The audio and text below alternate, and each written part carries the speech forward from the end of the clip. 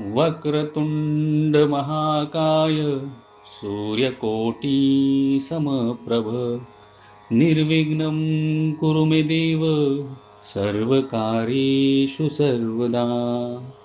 जय जय रघुवीर समर्थ.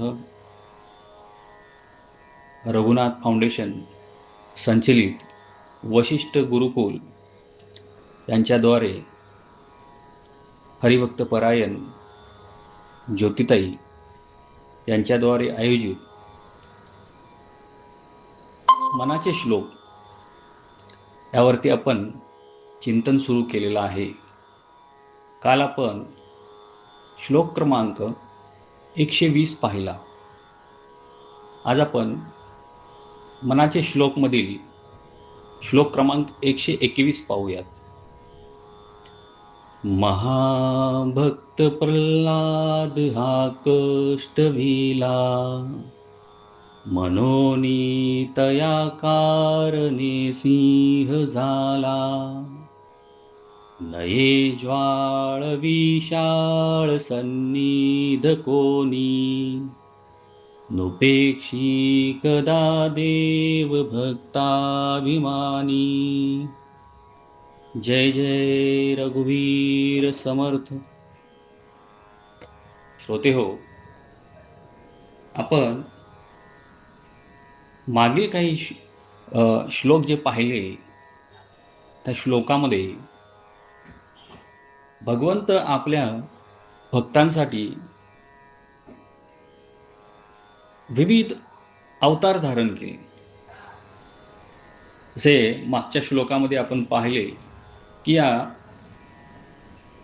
पृथ्वीचे रक्षण करण्यासाठी, जनाच्या कल्याणासाठी भगवंतांनी मत्स्य अवतार, कुर्म अवतार धारण केले होते आणि आपल्या भक्तांच्या रक्षणासाठी तो त्वरित धावून आला होता. जे आपण पाहिलं होतं की अमरीश ऋषी, ध्रुवबाळ, गजेंद्रू, अजामिळ अशा अनेक भक्तांच्या रक्षणासाठी, त्यांना संकटातून सोडवण्यासाठी भक्तांनी, जो भक्त अडचणीत होता त्या भक्तांच्या अडचणीतून मुक्त करण्यासाठी, त्यांना कष्टातून दूर करण्यासाठी भगवंतांनी त्वरित धाव केला होता. समर्थ या श्लोकात देखील एका भक्ताची आपल्याला आठवण करून देतात. महान भक्त असं समर्थांनी त्यांना म्हटलेलं आहे. महाभक्त प्रल्हाद हा कष्ट विला. भक्त आणि महाभक्त म्हणजे समर्थांनी प्रल्हादाला महान भक्तांचा दर्जा दिलेला आहे. आपण भक्त प्रल्हादाची जी कथा आहे पुराणामध्ये सांगितलेली, ते सर्वजण जाणतोच.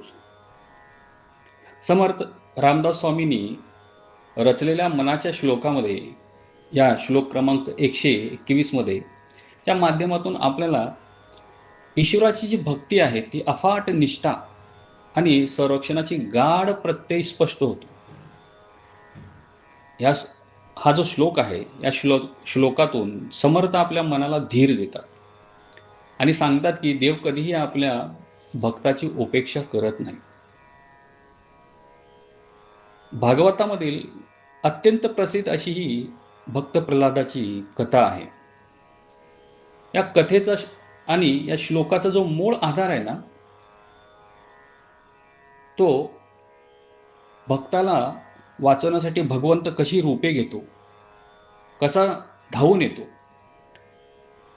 आणि त्याला संकटातून कशा पद्धतीने वाचवतो, हा सांगण्याचा प्रयत्न समर्थाने केलेला आहे. हिरण्यकश्यप हा दैत्य होता, आपण सर्वजण जाणतोच. हा स्वतःला ईश्वर मानायचा आणि भगवंताचा, विष्णू देवताचा तो द्वेष करायचा. पण त्याचा जो पुत्र होता प्रल्हाद, हा जन्मापासूनच भगवंताचा परम भक्त होता. अगदी लहानपणापासूनच त्यांनी भगवत प्राप्तीसाठी भगवत चिंतन, नामस्मरण, भजन, कीर्तन सुरू केलं. ओम नमो भगवते वासुदेवाय. ओम नमो भगवते वासुदेवाय. असं क्षणभरही नामस्मरणापासून भक्त प्रल्हाद लांब राहायचा नाही. आणि हा हिरण्यकश्यप हा प्रल्हादाला पाहिला की संतापून जायचा. अनेकदा त्यांनी भयानक त्याचा छळ केला भक्त प्रल्हादाचा. कधी पर्वतावरून खाली लोटायचा, कधी विषारी सापाच्या खोलीत डांबून टाकायचा, कधी हत्तीच्या पायाखाली तुडवायचा, कधी त्या अग्नीमध्ये लोटून द्यायचा, समुद्रामध्ये बुडवून टाकायचा. पण प्रत्येक वेळी भगवान विष्णूने अनेक रूप धारण करून भक्त प्रल्हादाचे रक्षण केले. शेवटी हिरण्यकश्यपने खांबाकडे एकदा निर्देश करून विचारले, तुझा हरी या खांबात पण आहे का? तुझा भगवंत याच्यामध्ये पण आहे का? भक्त प्रल्हादाने अत्यंत निर्भयपणे, हा माझा भगवंत जो आहे, माझा परमात्मा जो आहे, प्रत्येक कणाकणामध्ये आहे, या खांबात देखील माझा भगवंत आहे, असे ठामपणे सांगितले. त्यावेळेला त्या हिरण्यकश्यपने त्या खांबावरती लाथ मारली आणि लाथ मारल्यानंतर प्रल्हाद आपल्या भगवंताचे नामस्मरण चिंतन करू लागला. ओम नमो भगवते वासुदेवाय. ओम नमो भगवते वासुदेवाय. आणि या हिरण्यकश्यपला एक वर होता की तो दिवसा मेला जाणार नाही, त्याचा वध होणार नाही, रात्रीला होणार नाही, किंवा आकाशामध्ये होणार नाही, पृथ्वीवरती होणार नाही, घरात होणार नाही, बाहेर होणार नाही, अशा प्रकारचा त्यांनी वर मागून घेतला होता. मानवाकडून होणार नाही, दैत्याकडून होणार नाही, अशा देवाकडून होणार नाही, असे अनेक म्हणजे त्यांनी कंडिशन्स टाकून देवाकडून वर मागून घेतले होते. पण आपण कितीही कंडिशन्स टाकले तर कसं आहे, आपली वेळ आली की आपल्याला त्या कंडिशनमधून बाहेर पडावं लागतं. तर भगवंतानी मग नरसिंह रूप धारण केले आणि जे आधी मानवाचे आणि आधी सिंहाचे, म्हणजे अर्धरूप हा मानवाचा होता आणि अर्धरूप हा सिंहाचा होता. असा अकराळ विकराळ संतापने प्रज्वलित रूप धारण केलेले नृसिंह भगवान उग्र रूपाने प्रगट झाले आणि त्यांच्याजवळ जाण्याची ही हिंमत कोणाची नव्हती. असे उग्र रूप धारण करून त्यांनी हिरण्यकश्यपचा आपल्या मांडीवरती नखाच्या बोटाने पोट फाडून त्यांचा वध केला, हे आपण सर्वजण जाणतोच. आणि या भक्त प्रल्हादाची त्यांनी सुटका केली आणि अगदी उष्ण ज्वाळामुळे त्यांचा इतका दाह व्हायचा, म्हणजे त्यांच्या शरीरातून निघणाऱ्या उष्ण तीव्र ज्वाळामुळे त्यांच्याजवळ कोणीही जाण्याची हिंमत नव्हती. परंतु त्याच उग्र रूपाने भगवंताचा जो छळ करणाऱ्या हिरण्यकश्यपाचा वध केल्यानंतर प्रल्हादांनी त्यांना शांत केलं, त्यांच्याजवळ नतमस्तक होऊन गेलं, त्यांना शरण गेले. या बाळाचे भाव पाहून, या बाळाची भगवत भक्ती पाहून भगवंत शांत झाले आणि प्रल्हादाला जवळ घेतलं. समर्थ स्वामी महाराज सांगतात, आपल्या मनाला, हे मना तू संकटाला घाबरू नकोस. आणि प्रल्हादावर कितीही शारीरिक मानसिक आघात झाले, पण त्यांची ईश्वरावर जी श्रद्धा होती, भगवंतावर, ती कधी ढळली नाही. ज्याप्रमाणे नृसिंहाचा अवतार हा तात्कालिक संकटाला नाश करण्यासाठी आणि भक्ताची हाक ऐकण्यासाठी धावून आले, त्याचप्रमाणे भक्ताच्या हाकेला धावून येणारा हा भगवंत आहे. ईश्वराच्या मोठेपणापेक्षा आपल्या भक्ताचा अभिमान अधिक प्रिय असतो. भगवंत मोठा आहे, हो, खूप मोठा आहे भगवंत. त्याचे रूप मोठे आहे, त्याची लीला खूप मोठे आहे. पण भक्त किती छोटा आहे, किती मोठा आहे, तो बाळ आहे का वृद्ध आहे, कुठल्या जातीचा आहे, कुठल्या धर्माचा आहे, भगवंत हे नाही पाहत. भगवंत फक्त भक्तीचा भाव पाहतो. भक्त जर संकटात असेल तर देव आपले सर्व नियम बाजूला सारून धावून येतो भक्ताच्या रक्षणासाठी आणि त्यातून त्याला मुक्त करतो. नरसिंहाचे रूप हे क्रोधाचे प्रतीक नसून भक्तावरील प्रेमाची पराकाष्ठा आहे. हिरण्यकश्यप हा मानवी अहंकाराचे आणि असत्याचे प्रतीक आहे. तर प्रल्हाद हा शरणागती पत्करलेला व सत्याचे प्रतीक आहे. तेव्हा जगात अनन्य खूप आपल्यावरती छळ वाढतो, आपल्याला खूप त्रास होतो, तेव्हा भक्ताचा वाली म्हणून प्रत्यक्ष परमेश्वर कुठल्या ना कुठल्या रूपाने प्रगट होतोच. माणसाने कितीही संकटे आली आणि ईश्वरावरचा विश्वास सोडला तर काय होतं? ईश्वरापासून आपण लांब जातो. आपल्यावर संकट आले की आपण भगवंतावरती विश्वास ठेवायचं बंद करतो. पण आपण ईश्वरावरती आपली जी श्रद्धा आहे ती ढळू नाही दिली पाहिजे.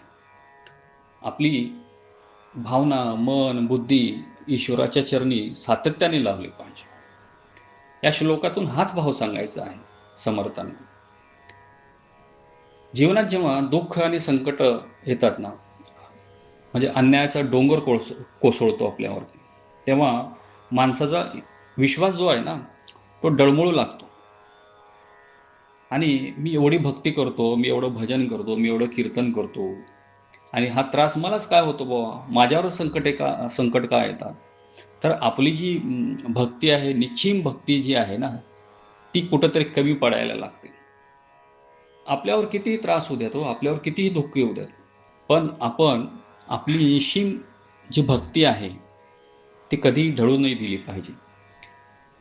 समर्थ म्हणतात की प्रल्हादाला एवढे कष्ट दिले म्हणून त्याच्यासाठी भगवंतांनी नृसिंह रूप धारण केले.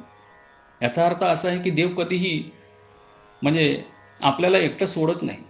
तो भक्ताच्या आपली जी सहनशीलता आहे ना त्याची परीक्षा पाहतो. तो किती आपल्याला म्हणजे परीक्षा सोडून देतो, आपण किती पास होतो का त्याच्या परीक्षेमध्ये, याची आपलं भगवंत कधी कधी खूप परीक्षा घेत असतो. पण आपण त्या भगवंताच्या परीक्षेमध्ये पास होण्यासाठी प्रयत्न केला पाहिजे. एक छान म्हणजे काय म्हणतात त्याला, हा संदेश समर्थांनी आपल्याला दिला आहे की कितीही आपल्यावर संकट येऊ देत, कितीही आपल्यावर काय म्हणतात त्याला त्रास होऊ दे, आपण ढळलं नाही पाहिजे. आपली जी श्रद्धा आहे ती संपली नाही पाहिजे. आणि काय म्हणतात त्याला, भगवंत हा आपल्या ह्याच्यासाठी येतोच हो. वेगवेगळे अवतार धारण केलेले आहेत भगवंतानी, म्हणजे भक्तासाठी, या पृथ्वीच्या रक्षणासाठी. किती 10 अवतार भगवंतानी म्हणजे हे केलेले आहेत. मत्स्य अवतार, कूर्म अवतार, वराह अवतार, नृसिंह अवतार, वामन अवतार, परशुराम अवतार, श्रीराम अवतार, कृष्ण अवतार, बुद्ध अवतार, कल्की अवतार, असे अनेक अवतार धारण करून, म्हणजे भगवंताला अवतार धारण करायची का आवश्यकता होती? तर आपल्या भक्ताच्या रक्षणासाठी, या धर्माच्या रक्षणासाठी, या जनकल्याणासाठी भगवंतानी वेगवेगळे अवतार धारण केले. म्हणजे आणि आपण भक्त म्हणतो स्वतःला, मग आपण भक्त आहोत का? की इथं रामदास म्हणजे स्वामींनी सांगितलेलं आहे की समर्थ म्हणतात की हा प्रल्हाद महाभक्त होता. मग आपण भक्त तर आहोत का? आपण भक्त नाही, आपण दास आहोत. कारण का भक्ताचे काही गुण आहेत, ते गुण आपल्यामध्ये आहेत का? महाभक्त तर सोडा, ते गुण आपल्यामध्ये आहेत का? हे आपण पडताळून पाहिले पाहिजे. भगवंताकडे आपण मागतो, आपण मागतो, मला हे द्या, मला ते द्या, मला गाडी द्या, मला फ्लॅट द्या, मला बंगला द्या, माझं दुःख हरण करा, अमुक करा, मला तमुक करा, माझ्यावर कृपा करा. आपलं मागणं असतं. आपण देवळात गेलो, मंदिरात गेलो, भजनाला बसलो, कीर्तनाला बसलो, आपलं काहीतरी मागणं असतं. संत आले त्यांच्याकडे मागणं आहे, साधू पुरुष आले त्यांच्याकडे मागणं आहे, ईश्वराकडे गेलो त्यांच्याकडे मागणं आहे. आपलं मागणं कधी संपतच नाही. आपण संसाराच्या या जाळातून बाहेर सुटतच नाही. आपण नेहमी मागतच राहतो. कशासाठी मागतो? आपल्या संसारासाठी मागतो, आपल्या सुखासाठी मागतो, हे दुःख जाण्यासाठी मागतो. आणि आपली दुःख आहेत तरीच काय, या संसारापेक्षा वेगळी दुःखच नाहीत आपली, काय. त्यामुळं आपलं मागणं काही संपत नाही. म्हणून आपण काय आहे, दास आहे, आपण भक्त नाही आहे. मग भक्त होण्यासाठी काय केलं पाहिजे? निष्काम भक्ती केली पाहिजे. जे आपली लालसा आहे ना ते संपवली पाहिजे. हे संसारातलं मागणंच नको आहे मला. जेव्हा मागणं नसतं ना तेव्हा म्हणजे काय म्हणते का भगवंत होत आहे. एकच मिनिटामध्ये संपवतो. त्यामुळं ना आपलं मागणंच बंद करून द्यायला पाहिजे. आणि आपल्या फक्त ईश्वराच्या चरणामध्ये, भगवंता मला या संसारातून मुक्त कर. काय एक अभंग आहे, ऊच नीच नेने काही नेने, ऊच नीच काही नेने भगवंत, तिष्ठेत भाव भक्त देखून या, दासी पुत्र कन्या विदुराच्या भक्षी, दैत्या घरी रक्षी प्रल्हादासी. म्हणजे प्रल्हादाचं रक्षण करण्यासाठी भगवंत नरसिंह रूप धारण करून प्रगटले. मी इथे सेवेला पूर्ण विराम देतो आणि आजची सेवा पांडुरंगाच्या चरणी समर्पित करतो. पुंडलिकावरदे हरी विठ्ठल पंढरीनाथ भगवान की जय. माऊली ज्ञानेश्वर महाराज की जय. जगद्गुरु संत तुकाराम महाराज की जय. शांती ब्रह्म एकनाथ महाराज की जय. सब संतन की जय. रामकृष्ण हरी.